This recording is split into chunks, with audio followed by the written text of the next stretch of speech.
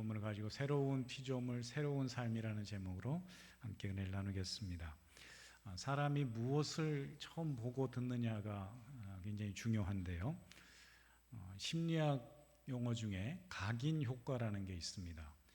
이 동물이 처음 태어날 때에 처음 보는 것을 자기 엄마로 인식한다라는 거죠. 예를 들면 오리가 알에서 깨어날 때 엄마 오리가 있지 않고 사람이 곁에 있었다 그러면은 그 아기 오리는 계속해서 옆에 서 있었던 그 사람을 자기 엄마로 착각하고 계속 졸졸 따라다닌다는 거죠. 이걸 이제 각인 효과라고 하는데요. 저는 외진 섬에서 자랐기 때문에 문화적으로 좀 뒤처진 삶을 살았다고 볼 수가 있는데요. 제가 어릴 때 처음 접했던 대중매체는 라디오였습니다. 라디오. 지금처럼 좋은 그런 FM 스테레오 라디오도 아니고 작은 그 배터리로 듣는 그 AM 단파 방송 듣는 그 조그마한 라디오 있죠. 그 라디오에서 어느 날 아름다운 노래가 들려왔습니다. 그것은 다름 아닌 그쪽에는 극동 방송이 들리는데 제가 살던 섬에서 극동방에서 흘러나오는 찬송가를 듣게 됐습니다. 그 찬송가는 남녀 혼성 사부 합창이었는데 그 합창 소리가 너무 아름답게 들린 것이죠.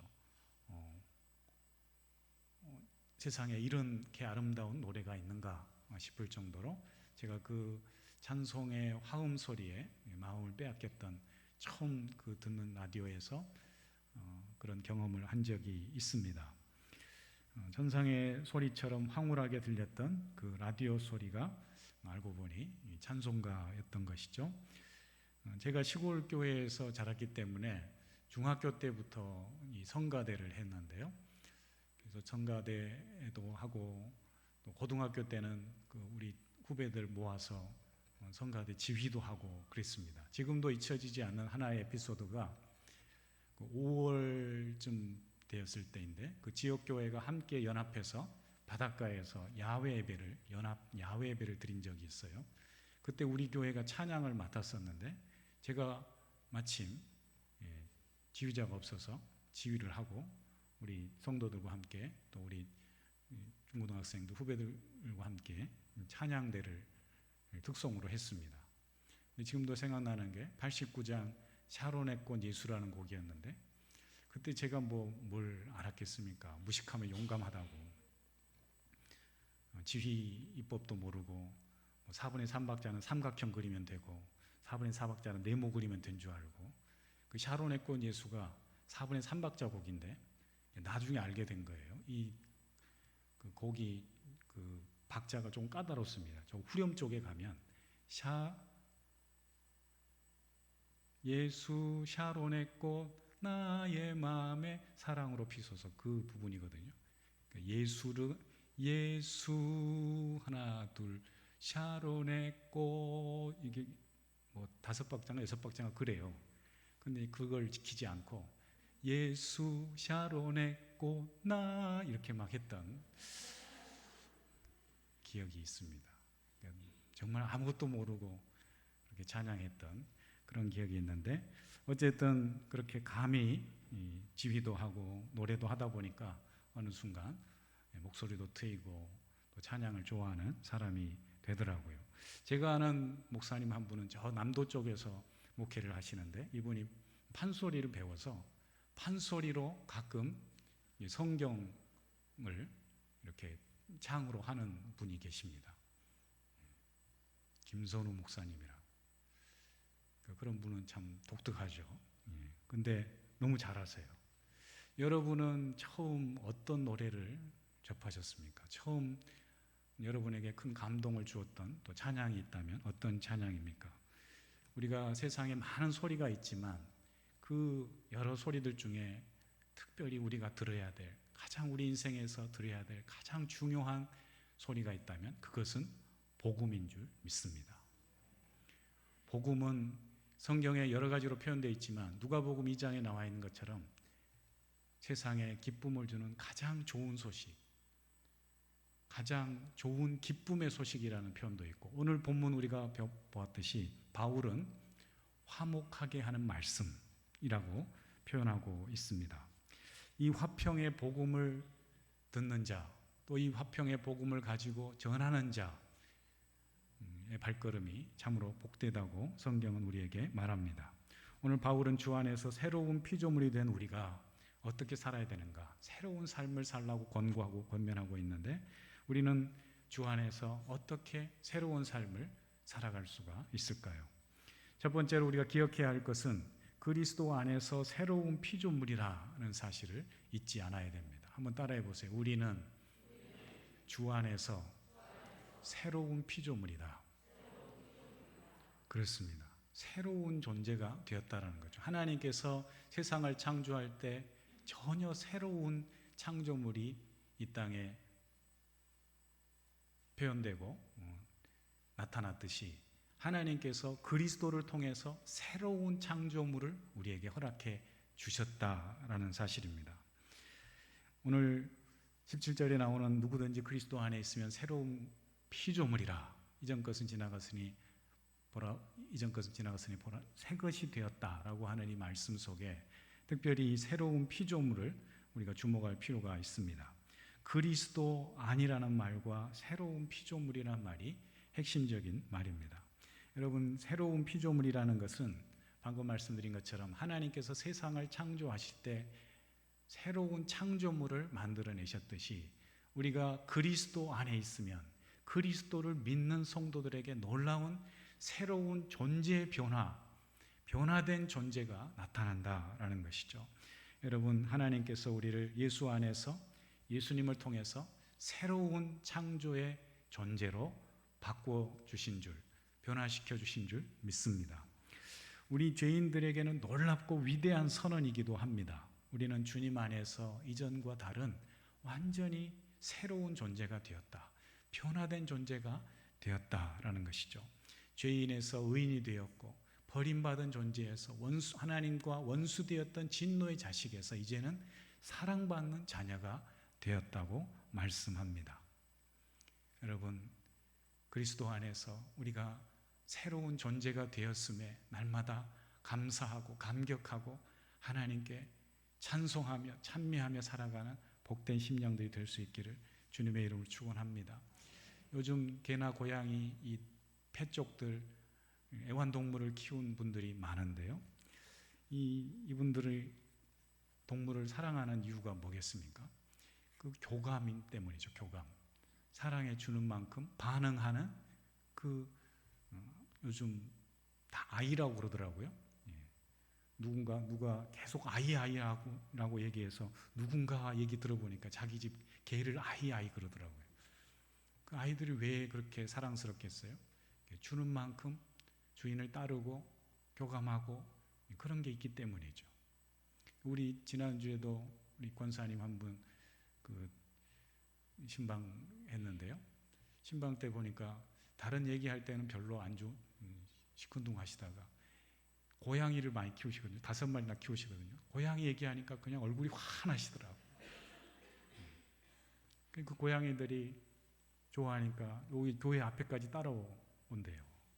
따라오기도 하고, 또 고양이들이 우리 권사님한테 계속 맛있는 걸 달라고, 그냥 사료만 주지 않고, 누가 우리 손녀 딸이 보내준 그 고기 있잖아요, 통조림에 든 그 맛있는 거 있잖아요, 그걸 달라고 계속 고양이가 보챈대요. 아유, 그 녀석들 그것만 달라고 그런다고. 그러니까 동물과의 그런 교감 속에서 사람과의 그 관계가 더 친밀해지는 거죠. 여러분, 짐승도 그러할진데 우리는 그리스도 안에서 사랑받는 하나님의 복된 자녀가 되었습니다. 여러분, 그 사랑을 받은 사람이라면, 그 사랑을 깨달은 사람이라면 오늘도 그 사랑을 전하기에 힘쓰는 저와 여러분이 되시기를 주님의 이름으로 축복합니다. 이 세상에서 가장 좋은 것, 가장 아름다운 것을 전하며 사는 기쁨을 무엇과 비교할 수 있겠습니까? 사실 교회 안에서도 우리가 많은 사람들을 만나지만 교회에 나와서 정착하고 믿음 생활하는 사람들이 대부분 처음부터 예수 그리스도에 대한 분명한 믿음의 확신을 가지고 또 예수님에 대한 확실한 믿음을 가지고 깨달음을 가지고 또 인격적인 만남을 가지고 신앙생활을 하는 사람들은 많지 않습니다. 처음에 교회에 나왔다가 성도들의 그 따뜻한 사랑, 환영, 환대를 통하여서 하나님의 자녀가 되고 그리스도인이 된 사람들이 많다라는 거예요. 여러분, 우리 교회에 사랑이 넘쳐서 우리 교회, 엄정교회에 나오는 모든 성도들이 그 하나님의 사랑을 깨닫고 이 몸된 교회에 또 주님께 더 깊이 뿌리 내리는 그런 은혜가 있기를 축복합니다. 우리가 사랑받는 자녀로 변화되었으니 이제는 세상 속에 나아가 많은 사람들에게 이 사랑을 전함으로 사랑받는 자녀로 저들이 변화되고 주님 앞에 나오는 그런 놀라운 역사가 있기를 소망합니다. 주 안에서 우리를 새로운 피조물로 삼아주신 그 하나님 앞에 오늘도 그 하나님의 사랑을 마음껏 전하며 증거하며 살아갈 수 있기를 축복합니다. 두 번째로 하나님은 우리에게 화목해 하는 직분을 주셨다라고 했습니다. 우리가 그리스도 안에서 새로운 피조물이 되었다라는 것은 좀 더 구체적으로 한 걸음 더 나아가면 하나님께서 우리에게 특별한 특권과 함께 사명을 주셨다라고 하는 말씀입니다. 그 특권이 바로 화목해 하는 직분을 주신 것입니다. 감당케 하신 것입니다. 오늘 18절 말씀에 나와 있듯이 모든 것이 하나님께로서 났으며 그가 그리스도로 말미암아 우리를 자기와 화목하게 하시고 또 우리에게 화목하게 하는 직분을 주셨다. 이렇게 되어 있습니다. 하나님께서 우리를 믿음의 은혜로 새로운 피조물로 거듭나게 하셨습니다. 그 앞절 17절에 나와 있는 것처럼 그리스도 안에서 새로운 피조물이 되었다는 것은 이전에 우리가 삶 속에서 경험하지 못했던 놀라운 새로운 인생의 그런 변화된 경험을 허락해 주셨다라는 것이죠. 우리가 다 인식하지 못한다 할지라도 우리 인생, 우리 삶 가운데에 엄청난 이 변화의 일이 일어났다라는 말씀입니다. 사실 이 선언은 굉장히 놀라운 선언입니다. 우리가 예수님을 믿는 것으로 인해서 하나님께서 이런 너희는 새로운 피조물이다. 내 안에서 새로운 창조물로 바뀌었다. 이런 선언은 감히 우리가 상상할 수 없는 놀라운 은혜가 담긴 선언인 것이죠. 사실 알고 보면 우리가 예수님을 믿는다 하지만 교회 나온다고 하지만 별로 변화된 것 같지도 않습니다. 그러지 않아요? 여전히 화도 잘 내고 짜증도 잘 내고 돈이 없으면 지갑이 비면 불안하고 일감이 없으면 허전해지고 불안해지고 그러잖아요. 여러분들은 안 그러신가요? 예수님 믿고도 여전히 연약한 인생들로 살아가는 모습이 우리의 모습입니다. 그러나 우리가 부족하고 힘들 때 할 수 있는 것이 있습니다. 여전히 연약한 인생의 본분을 가지고 살아가면서도 우리는 우리를 사랑하시는 그 하나님 앞에 기도할 수 있고 그분을 의지하고 믿음으로 살아가는 존재가 된 줄 믿습니다. 우리에게는 우리를 받아주시고 용납해 주시고 우리의 기도를 들으시고 응답하시는 하나님 아버지가 계신 줄 믿습니다. 이 믿음을 가지고 우리가 세상을 위해 할 일이 있음을 하나님께서 오늘 우리에게 동시에 말씀하십니다. 하나님께서 우리를 당신과 화목하게 하시고 동시에 모든 사람과 이제는 하나님의 화목한 존재로 살아갈 수 있도록 중재하는 그런 축복의 통로자로 또 중재자로 우리를 불러주셨습니다. 우리에게 그것을 화목의 직분을 맡겨주셨다 이렇게 말씀하고 있는 것이죠. 화목이라는 말이 이 성경 원어 성경의 헬라어에 보면은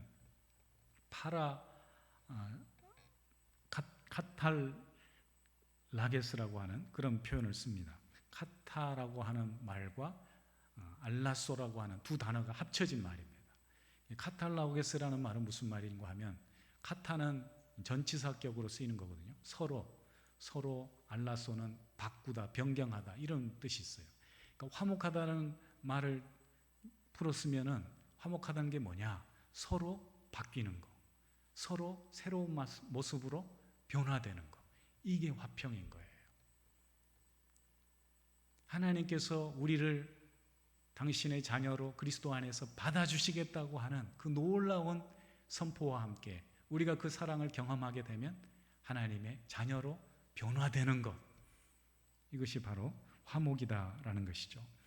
화목을 이처럼 서로 바꾸고 변경시킨다는 뜻이 있다고 할 때에 우리는 그 놀라운 복음을 경험함으로써 새로운 피조물로서 거듭난 삶을 살게 되는 것이죠. 이 새로운 피조물이라는 말도 카인의 크티시스라고 하는 말인데 이전과는 다른 전혀 새로운 창조물이 되었다, 그런 의미입니다.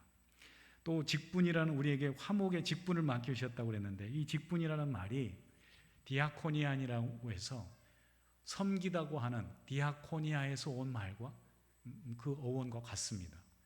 그러니까 직분은 섬기는 일을 말하는 거예요.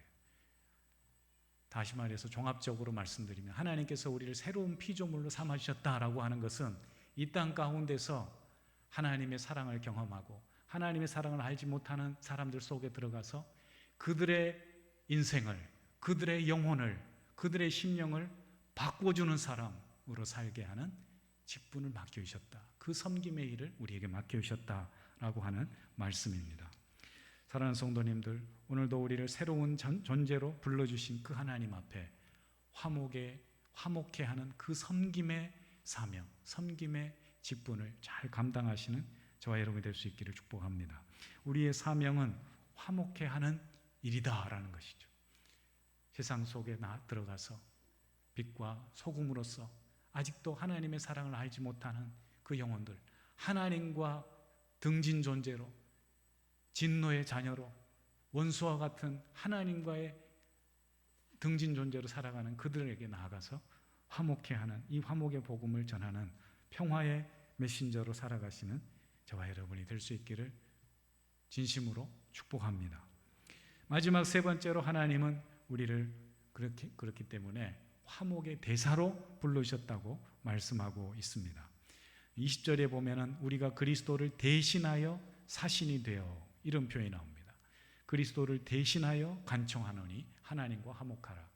대사라는 말은 그 한자를 풀었으면은 큰 심부름꾼이다, 그런 뜻이에요. 하나님께서 우리를 심부름꾼으로 불러주셨다라는 것이죠. 대사라는 것은 한 나라의 최고 통치자로부터 전권적인 사명을 받아서 다른 나라에 가서 그 사명을 수행하는 사람입니다. 그래서 대사는 한마디로 나라의 큰 심부름꾼이라고 할 수가 있는 것이죠. 따라서 대사는 자기 말을 전하는 사람이 아니라 나라에서 부여한 사명, 나라에서 원하는 일을 하는 사람이라고, 사명자라고 할 수가 있습니다. 여러분, 우리를 하나님께서 하나님 나라의 사명자로, 화평의 복음을 전하는 대사로 불러주신 줄 믿습니다. 우리는 그리스도 안에서 이렇게 새롭게 된 존재로 새로운 사명을 부여받았으니 오늘도 그 화평의 사명을 기쁨으로 감당할 수 있기를 소망합니다. 우리가 그 화평의 사명을 기쁨으로 감당하며 살아갈 때 우리는 이 땅에서 다른 사람들이 경험해 보지 못한 놀라운 또 아름답고 복된 삶을 살게 될 줄 믿습니다. 바라기는 가장 아름다운 이 화평의 복음을 우리 삶의 자리에 나아가서 힘써 전하는, 또 그럼으로써 가장 복된 인생들을 살아갈 수 있기를 소망합니다. 어릴 적 제가 집안에서 가끔 들었던 소리 중에 가장 듣기 싫었던 소리는 어떤 소리일까요? 공부하라 이런 말이 아니고 엄마와 아빠가 가끔씩 싸우는 소리가 들리는 거예요. 가끔 제가 아버지 흉을 좀 많이 보지만 아버지는 굉장히 놀기 좋아하시는 분입니다. 그것도 복인 것 같아요. 놀면서도 잘 사십니다. 지금도 80 몇 세예요? 6세인가요? 7세인가요? 파랑새 봉사 지난 목요일 날 오셨었거든요.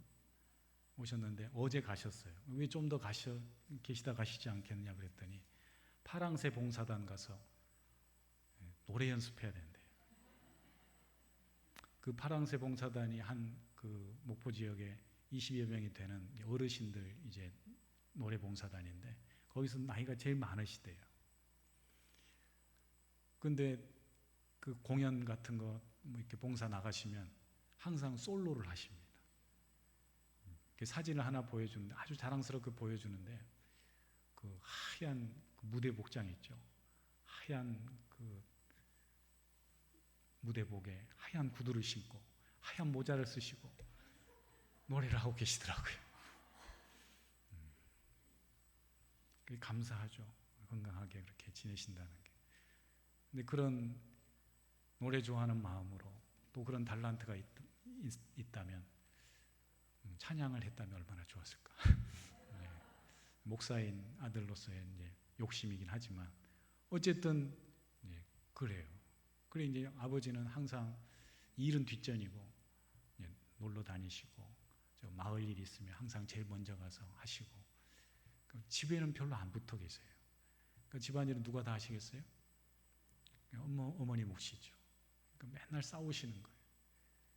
그러니까 오늘도 엄마 목소리가 커진다 그러면 집에 들어가기 싫다 그런 생각이 드는 거죠. 여러분 가정이 화평해야 될 줄 믿습니다. 부부의 화평과 가정의 화목함은 우리 자녀들에게 주는 가장 좋은 선물이에요. 행복의 기초가 되지 않겠습니까? 여러분 우리 사랑하는 모든 성도님들 가정이 화평하시기를 주님의 이름으로 축원합니다. 우리 가정도 마찬가지고요. 이웃과의 관계도 마찬가지죠. 이웃과의 불화가 있고 싸우면 얼마나 힘들어요. 그러잖아요. 우리가 살아가는 인간 사회는 화평과 화목만큼 소중한 것이 없습니다. 지금도 1년 이상 전쟁을 치르고 있는 저 우크라이나 러시아 이 전쟁 가운데 있는 국민들이 참 안타깝죠. 여전히 저들은 날마다 불안한 하루하루를 지내고 있을 겁니다. 미사일이 날아오지 않을까, 또 공습경보가 울리면 일을 하다가도 지하로 대피해야 되는 그런 생활을 계속 반복하고 있지 않겠습니까? 전쟁이 저들의 일상을 빼앗아가고 평화를 빼앗아갔습니다. 우리 삶, 가정, 교회, 우리 살아가는 지역사회, 나라 모든 공동체에 가장 중요한 것이 있다면 평화일 수도 있는 것이죠. 인간과 인간 사이, 나라와 나라 사이에도 이처럼 평화가 중요하듯이 우리 인생에 있어서 우리 죄인된 인간에게 있어서 가장 근본적으로 중요한 것은 화평입니다. 우리를 지으신 하나님과의 화평, 화목함은 오직 그리스도의 복음으로 가능한 줄 믿습니다. 그래서 성경은 우리에게 그 하나님과 화평을 누리라고 말씀합니다. 바울이 로마서 5장 첫 절에서 말씀하기를 그러므로 우리가 믿음으로 의롭다 하심을 받았으니 우리 주 예수 그리스도로 말미암아 하나님과 화평을 누리자. 우리가 예수님을 믿는 사람으로서 살아간다는 것은 하나님과 화평을 누리는 것이라고 우리에게 믿음의 새로운 규정을 해주고 있는 것이죠. 우리가 믿음으로써 그리스도 안에서 의롭다 함을 받은 자로서 오늘도 그 하나님과 화평을 누리며 그 하나님과의 가장 아름답고 복된 화목함 복음, 화평의 복음을 우리 사랑하는 모든 이웃들에게 함께 나누고 전하는 우리 염정교회 성도들이 될 수 있기를 축복합니다. 이제 부활절과 새생명 초청주일이 다가오고 있는데요. 우리 성도님들 귀한 영혼들을 품고 이 귀한 화평의 복음, 하나님과 화평함으로 인생의 가장 근본적인 행복을 누려야 될 그 영혼들을 마음에 품고 기도할 때 또 주님 앞에 나와 저들이 놀라운 이 인생의 가장 큰 복음을 듣고 깨닫는 그런 역사가 있기를 소망합니다. 모든 사람이 들어야 할 가장 근본적이고 복된 소식, 그것은 그리스도 안에서 우리가 새로운 존재가 되었다고 하는 이 화평의 복음인 줄 믿습니다. 이 화평의 복음을 먼저 들은 우리 복된 주의 자녀들이 오늘도 우리의 삶의 자리에 나아가서 현장 속에 나아가서 이 화평의 복음을 담대하게 힘있게 전하고 저들이 주님 앞에 나오는 화평한 인생들이 하나님과 화평한 인생이 될 수 있도록 돕고 섬기고 사랑을 베푸는 우리 모든 엄정교회 성도들 다 될 수 있기를 주님의 이름으로 축원합니다. 기도하겠습니다. 하나님 아버지 감사합니다. 우리를 새로운 피조물로 삼아주셨기에 오늘도 화목해 된 그 감격과 기쁨과 또 화평의 복음을 전할 사명을 가지고 우리가 세상 속으로 나아갑니다. 하나님, 우리의 마음 가운데에 이 귀한 화평에 하신 그 주의 사랑에 대한 감격과 기쁨이 있게 하시고 이 복음에 또 감격을 가지고 세상 속에 나아가 아직도 주를 알지 못하는 많은 영혼들에게 담대히 이 화평의 복음을 전하는 우리 모두가 되게 하여 주시옵소서. 그리하여서 우리 엄정교회 이 마지막 때에 믿는 이들이 더해가고 또 주님의 소망인 모든 사람들이 하나님을 알고 주께 나오는 놀라운 구원의 역사가, 부흥의 역사가 나타나게 해 주시옵소서. 예수님의 이름으로 기도합니다. 아멘.